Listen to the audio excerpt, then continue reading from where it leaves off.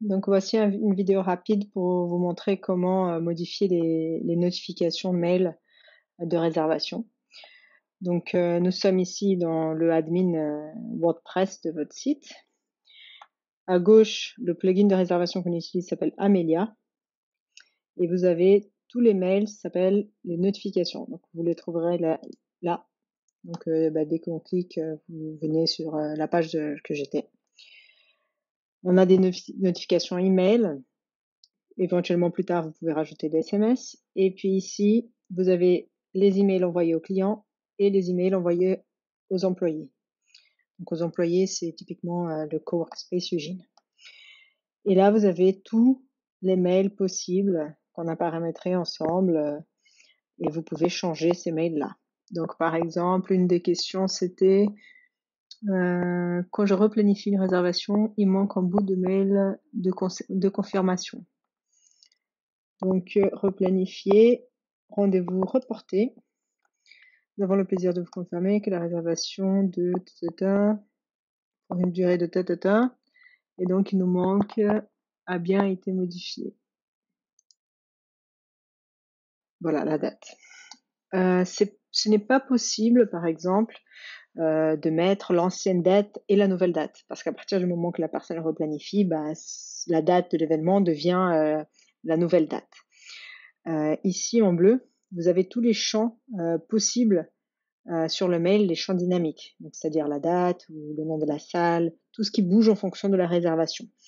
Donc vous pouvez cliquer une fois et vous avez ici du coup la liste. Donc vous pouvez voir qu'il y a la durée, il y a le temps où ça se termine, le temps de début, le prix, mais voilà, il y a certains éléments qu'il n'y a pas. Par exemple, il n'y a pas la ancienne date de début ou ancienne horaire de début. Il y a juste l'horaire de début, point. Ensuite, donc par exemple, une autre modification, il manque le nom de la salle dans l'email de confirmation des packages. On va voir qu'est-ce qu'on a dans le package. Je ne sais pas si c'est possible, mais nous regardons ensemble. Donc ici, on est dans le package. Ah oui, donc le package, il a une particularité, vu que c'est un package, il y a plusieurs événements, plusieurs réservations dedans. Donc nous avons en haut des éléments qui sont communs à toutes les réservations. Et vous voyez qu'on a maintenant beaucoup moins d'éléments. Par exemple, c'est pas possible de mettre la salle parce que une personne dans un package de 3 jours peut sélectionner 2 fois la salle Montcharvin et une fois la salle Belle Étoile. Donc on peut pas donner juste un nom de salle pour une réservation qui, elle, peut avoir plusieurs salles. Mais par contre, il y a quelque chose de spécial qui s'appelle le Package Appointment Details, qui sont la liste des données de chaque réservation qui est prise.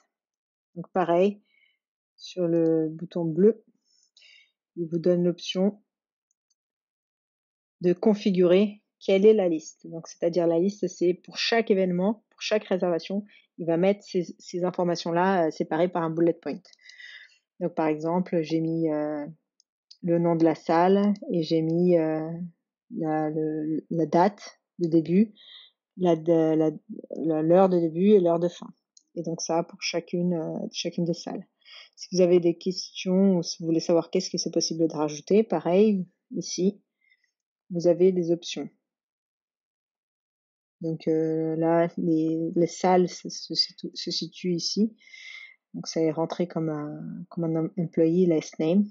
Donc employee last name, donc c'est bon. Vous avez d'autres données comme le lieu, la catégorie ou le rendez-vous, la date, etc. Et pour sauver, il suffit d'appuyer sur le bouton, la traduction française c'est réduction, mais ça veut dire sauver juste. Donc encore un troisième exemple, par exemple, pour annuler, le lien de annulation d'une réservation qui a été modifiée ne fonctionne pas. Donc par exemple, on va prendre rendez-vous reporté. Et donc ici, on parle de ce lien-là. Donc on peut cliquer sur Edit. Voilà. Et en effet, on a le lien en entier. Le lien de réservation, c'est juste Customer Panel URL. Donc ça, si on sauvegarde ici, et du coup là, c'est corrigé. Ce lien, on retrouve ici aussi Customer Panel URL. Voilà, c'est le lien d'accès à l'espace client. Donc on l'a ici. Donc il suffit de coller ce code et les remplacer par l'adresse.